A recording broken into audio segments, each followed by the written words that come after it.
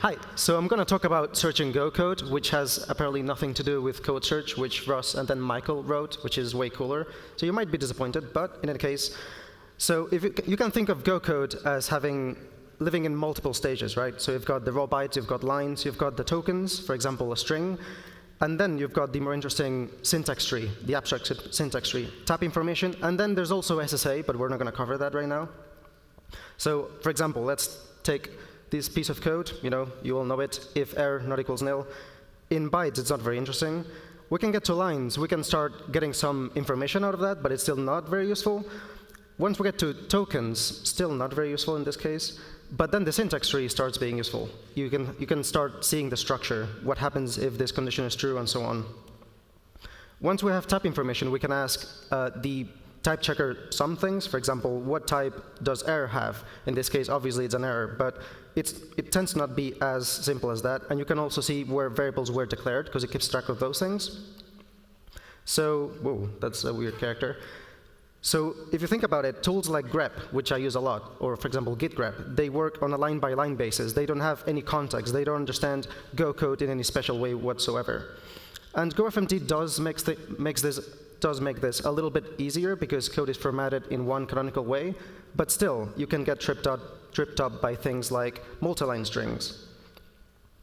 So if we have plain text, for example, let's say that we want to search for the piece of code that we showed earlier, you can do it, and it mostly works, but what if you want to do more complex searches? For example, I want to see if something not equals nil, then return whatever and that something. So I came up with this little syntax. So it's like a meta Go language, meta Go syntax, and it uses dollar expressions like shell. It's a little hacky, but it works. And the idea is that you can capture things. So in this case, we're capturing some variable, and then we're checking that we return any number of whatever we don't care about, and then that thing. And that works. So you can think of GoGrep, which is what I call this tool, because I'm not very not good at coming up with names.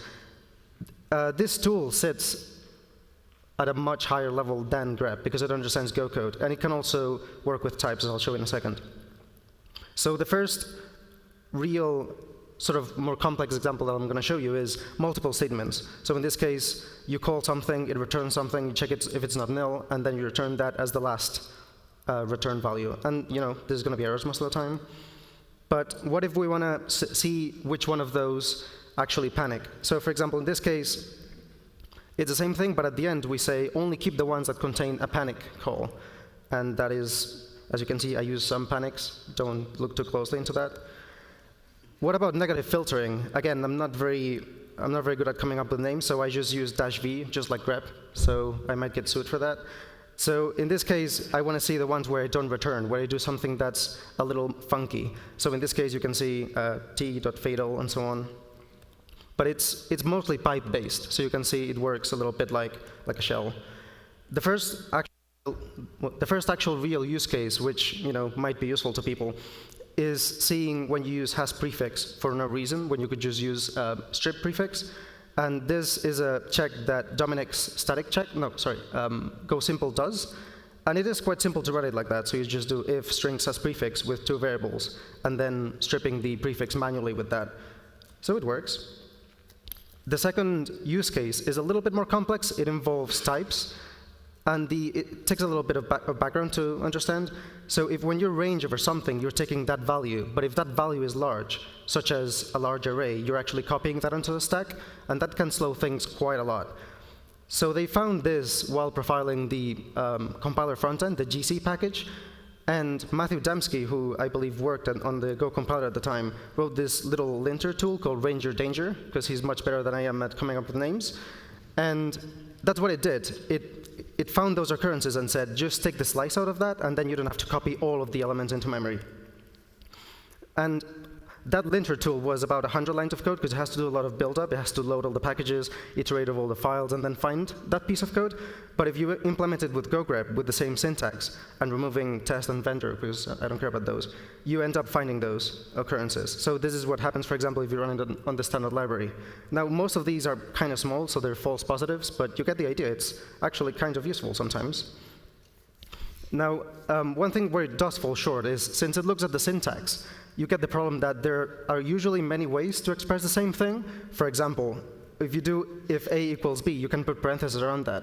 So if you just do direct AST matching, direct syntax tree matching, node by node, it is not going to find that. So that is pretty useless, isn't it? So I came up with this little operator which just does aggressive matching, which is kind of hacky, but I haven't come up with a better way. If anybody does, please find me and maybe write it for me. Now, something that I think about is, something that I think a lot about is, on one hand, we've got very simple tools like grep that don't understand Go, and on the other far end, we've got full linters. Now, some people like Dominic's Go tools, they have to be full linters because they do crazy stuff. But 9 times out of 10, you just want to search for simple things. So writing a 200-line program and then having to understand how everything works is just not necessary. So GoGrep sort of sits in between.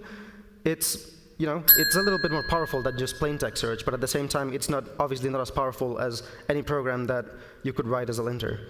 So then the question is, could something live in between GoGrep and a full linter, as in be more powerful? Now, other code search engines, for example, PMDs, use what I would call complex syntax. I didn't go that route because I didn't like it very much. Those two are equivalent. It just searches for nested ifs that could be collapsed. And GoFMT-R, if you have ever used it, it just replaces expressions. So I basically wrote the same thing into GoGrep, but since it's more powerful than GoFMT-R, it can also replace, for example, entire statements or entire statement lists. And then, as a closing thought, as an open question, can anybody come up with an interface that's more powerful than the current pipe-like shell interface, but that is still useful? And that is it. Thank you.